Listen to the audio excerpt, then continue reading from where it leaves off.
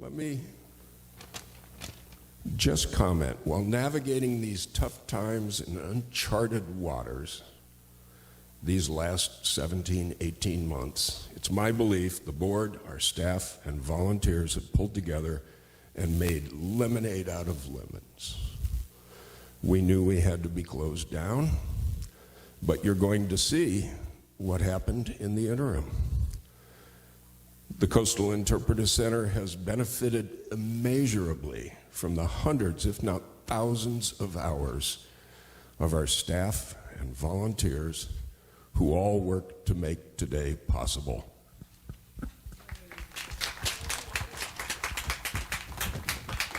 It says pause for applause. I'd be remiss not to mention the support of the mayor and the city council and our many local business partners.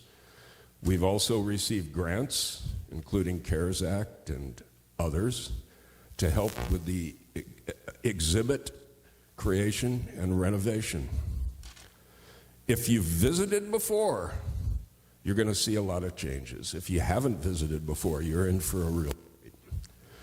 Please tell your friends and neighbors about us when you leave today. And while you're talking, remind them that we're always looking for new volunteers, new board members, new committee members, and encourage everyone to become a member. Thank you all. And now I'd like to introduce United States Congressman Derek Kilmer from the 6th Congressional District to make a few comments. Yeah, it says clap after every introduction. I feel like you guys nailed the clap. Thank you for that. It's great to be with you. First, I just want to say congratulations and thank you to the staff. Holly, what a great way to start in this role. To the board, to the volunteers, thank you for stepping up. A project like this is hard to do when it's not a global pandemic. I can't imagine how challenging this was in the midst of one, but congratulations. And I think one of the things that I would just highlight is the extraordinary support from the community for making this happen. This organization has been in existence from the time I was 3 years old, and it's had different names and different organizational structures, but the fact is the common denominator has been the community has supported it, and that's a real testament to each of you. I also want to thank the mayor. It's good to see you, my friend. It's funny, it was, I think, 7 years ago when we first talked about something called the Maritime Heritage Act, which is a new law that we were able to get passed through Congress to provide some help for organizations like this, for coastal communities, because we have some extraordinary assets. And it's important to both celebrate that heritage, embrace that culture and that history and our ties to the sea, and also to recognize that these organizations are really important to our economy and can be a draw for people, not just locals, but people from all over the place who come here, take in what we have to show them, and then spend some money here, and that's good too. And if you think about that, I mean, I think here in Grays Harbor we have seen that in so many ways, from the Museum of the North Beach to the Quinault's Museum down in Tahola, the Polson Museum or the Aberdeen History Museum. The historic seaport. You can go on and see just how we have these extraordinary institutions that, frankly, we need to support. Let me just end by saying this is also a tie to our history. I was thinking about what to talk about on my flight here, and I kept thinking about one thing I saw. My wife runs the State History Museum, and in the State History Museum's collection is the original territorial seal for Washington. And I think it was probably created here in Grays Harbor. And I say that in part because if you look at it, on one side of the territorial seal, it shows a historic structure, it shows a log cabin, and it shows a forest. And then on the other side of the territorial seal, it shows a sheet of water that's being traversed by two historic maritime vessels. It shows a city in profile. And then right in the middle of the territorial seal, it shows the goddess of hope. And it's pointing to a word, and it's pointing to the word Alki. Alki, you may remember, is our state's motto, and it most commonly translates into a Chinook word, by and by. But it also translates into something I think very fitting for today. Alki also translates into hope for the future. So as we think about today and this ribbon cutting and this organization and all of you who support it, it's not just a celebration of where we've been, it's a celebration of where we're going for this community, and that should give us all hope for the future. So thanks again for having me. Take care.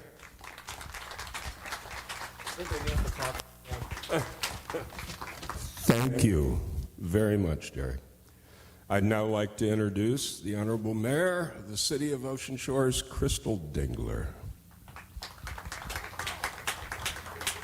Thank you so much. I'm really excited to be here today. I can't tell you how close I feel to the Coastal Interpretive Center. One of the first things that Dean and I did when we came to this community, and we came sort of blind, was to come out here, and we learned about wonderful historical things here. We learned that wreck that we could see out on the spit had a name, and that they had pieces of the ship and the dishes and the whatever here. We learned so many things, and it made our community so much more interesting to us, because we love history and we love seeing the things that go with history. And I just felt like we had really come home. And, you know, we were, I don't know, 60 then. It was just yesterday, of course. And we really felt at home here, and we loved it, and we loved, I mean, I was disappointed when they took the wreck away. I understand it had oil or something in it, and they had to do that, but I was still disappointed. I thought they could have left something. So many things here are important to our state, and to our community, and to our nation. We are a microcosm of everything that's going on in this United States. And it's my pleasure to have been your mayor for almost 10 years and on the council before that. It's really important business. And anytime we think, oh, you know, it's just Ocean Shores, it doesn't matter. Not true. It all matters, because it's all of us. So thank you so much, and go Interpretive Center. Thank you. Thank you so much, Crystal. I'd now like to invite Vickie Rains to speak. Vickie Rains is our Grays Harbor County Commissioner representing the 3rd District. And I hope you have some nice words. It's all been positive so far. Well, I don't have much to say now. No, I'm kidding. I want to thank everyone for being here, and I want to thank the mayor as well as Holly and folks from the Interpretive Center for the invitation to come out. I was here a few years ago with Crystal, and I'm really excited to see what changes have been made. I can tell you that the Interpretive Center came into be when Congressman Kilmer was 3 and I was 12. So that gives you a little bit of insight there. But I remember when I was a kid coming to Ocean Shores, and I grew up in the Marysville area north of Everett. And the beach has always been something that's been very special to me. I think Grays Harbor is a wonderful place to live, and Ocean Shores is one of the most beautiful places in our county. I want to read the mission statement from the Coastal Interpretive Center. It says, "We're on a mission to educate the public about the natural and cultural history of Washington's Pacific coast and inspire the joy and wonder of nature." And how fitting is that? We're right here at the the edge of the ocean, and Grace Harbor County, truly in my heart, is God's country. We have some beautiful areas here, but Ocean Shores is one that will fondly stay with me, having grown up here. I look forward to seeing the changes that have been made today, and I'm just as anxious as you are. Thanks for having me. Thank you, Vickie. That being said, let's cut a ribbon and open this place up. Crystal, Derek? Let's get all of you behind the ribbon. It'll make for better video. Yes, and Vickie. Yeah. Yeah. Don't poke it out. Here, I'll hold the top. How about that? Get the other side and hold it. I'm going to do Here's the practice.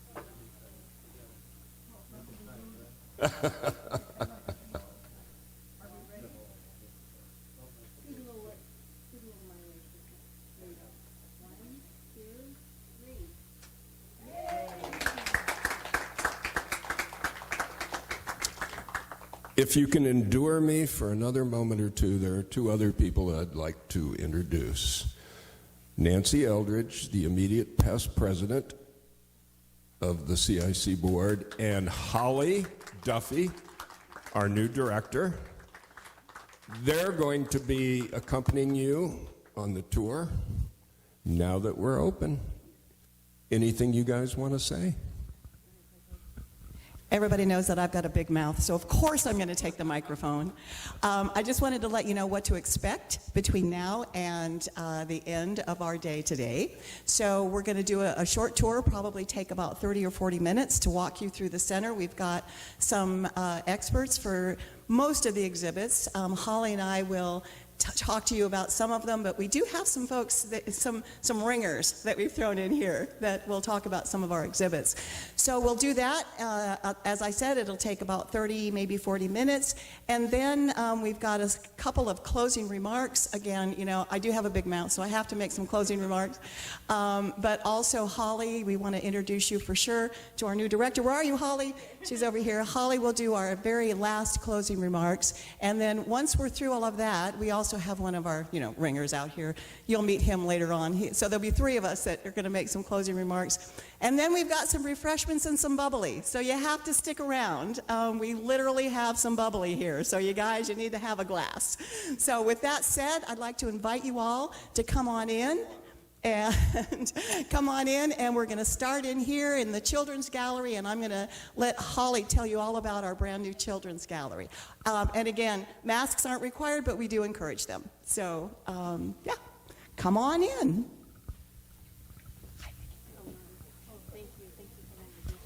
Thank you, Michael. You're a great sound guy.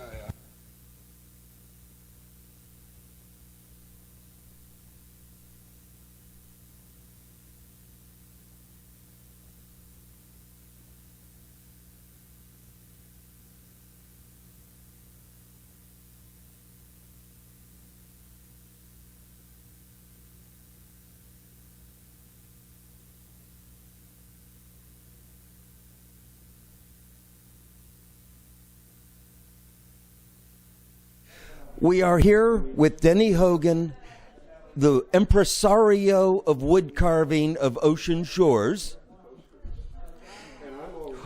Denny, it's good to see you again. What would you like to say to our viewers about the Coastal Interpretive Center and its use of wood?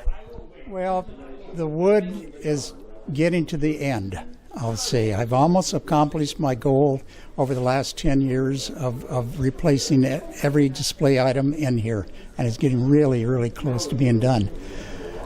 That being said, the people who haven't seen the center yet have to get down here and see it. It's totally different. The difference is day and night of what we had before. No more green carpet, no more dark brown paneling. Wow, boy. So anyway, that's about all I got to say. I've noticed that there seems to be an exceptional amount of woodwork done inside this building. Well, there is. That's my passion, is the woodwork, and most everything in here is made out of Eastern ash, which is a light color, looks a lot like oak, but and it's all natural. So I have a machine that I built that does the carving on the items, and it's really been good for me because it's got me through the times we're going through today with very little thought to the pandemic. So I appreciate the fact that we did this down here. It's unfortunate we've been closed for so long. So, but that being said, we got it done. So, yep.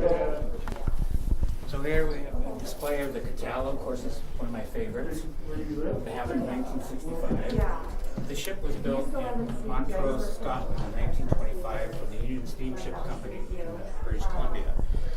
And it was named after one of the islands of the west coast. So I'm sure you all know the history that after it was decommissioned and sold to a company that turned into a fishing vessel, but so it's towed down to Seattle in 62. We are here with some of the attendees of the grand reopening of the center, and tell us first who you are and what did you like best about the Coastal Interpretive Center today? Hi, I'm Iva Z. I'm a docent here actually, so I work here. My favorite part is the pilot house because it's really fun and kids love it. So. The pilot's house. Yeah, that's where you steer the ship and you have all these really cool gadgets that a lot of them were actually from shipwrecks, so really cool. And who are you and what do you like best about the Coastal Interpretive Center today? Hello, I am Ivana, and I like the rocks that are right over there, actually. Yeah. Okay, yeah. That's the rock things over there. Do you have any favorite rocks? No. I guess she likes them all. And that's the opinion of the people visiting the Coastal Interpretive Center today. All right, let's get a few more folks in here, and I'll introduce Walter. Walter. Good to see you. Come on down, folks. Local paparazzi. There you go. Indeed. Glad to have you. So I'm sure some more folks will filter in, but I'm going to introduce one of our, I'm not going to say our oldest volunteers, Walter. I'm going to say one of our longest term volunteers. Walter Weed was one of the original people that started the 501c3 nonprofit that we have here. It used to be called the Shores Interpretive Center Association. Walter and his late wife, Elone, were a big part of that. And I'm just going to turn it over to Walter. This is his room. He's a volunteer, and this is his room, so I'm going to turn it over to Walter and let you talk. Thank you. We are here with Walter Weed, who is the longest running volunteer here at the Coastal Interpretive Center, having been doing it since he was 5 years old. Not quite, but thank you. And these are all the different birds and animals that we have here in Ocean Shores. And they don't always stay here. They only, but they come in at least once or twice a year.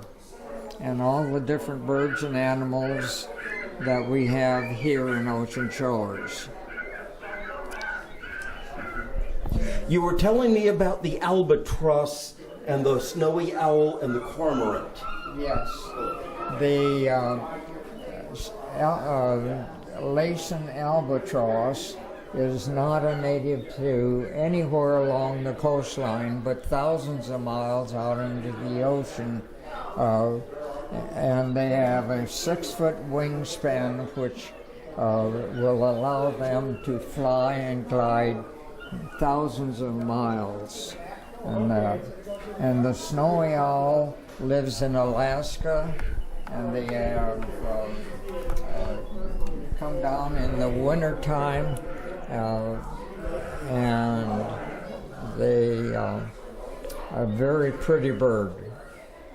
We have different birds and animals all along here. and they all live in Ocean Shores.